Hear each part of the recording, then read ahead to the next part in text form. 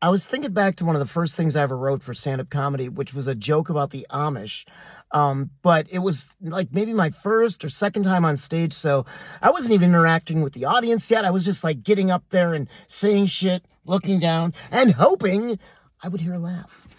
The thing about this that I remember so much is I got to laugh on the setup, but not on the punchline. So it threw me off completely because when you get a laugh on the setup, and especially when you're new, you're just thinking, oh my God, this is working. This is amazing. And then they're like, oh, and you're up there like, and you just don't really know how to handle it. I remember this setup pretty well because I was like, you should never really feel sorry for the Amish. And just boom, huge laugh. And then it just died from there.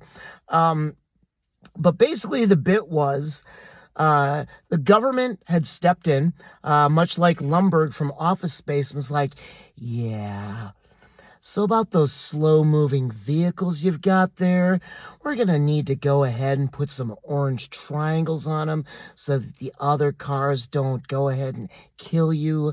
Yeah, if you could just go ahead and do that, that'd be great. And they were like, no, God said bad. We can't. So there was a little bit of a clash. Clearly, the government got their way, and there are orange triangles on the back of slow-moving Amish horse-driven vehicles.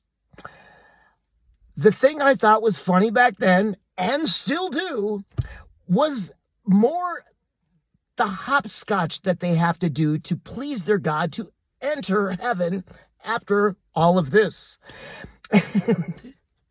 The fact that you could go through so many things and get to the pearly gates and St. Peter could be there and you're like, I'm here. He's like, oh, nice beard. Awesome. Cool. Like the hat and everything. Let's see here. Wow, you checked off quite a few boxes. Oh. Wow. You were one of the good ones. This is, bit of a killer there. Hang on a second. Are you sure? Because all of the... Yeah, it's days like today I don't love my job. Do you remember the orange triangles? Yeah, yep. Well, we did say no. Down into hell they go. And I'm just saying, I appreciate a lot of what the Amish do, a lot of what the Amish are. But things like that confuse me.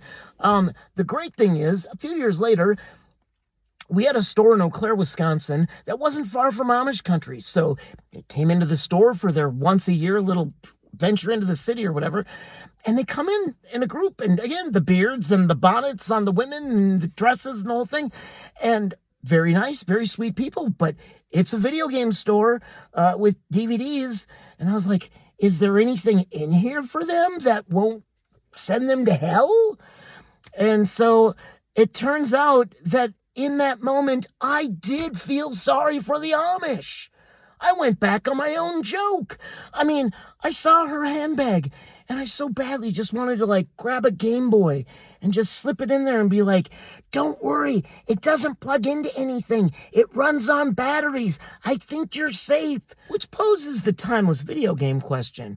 If you've ever played Tetris before bed and closed your eyes and tried to sleep and still see the shapes moving around, that's Tetris hell. But to imagine being sent to hell because of Tetris, I feel is another matter entirely. In the Twilight Zone, or Amish country.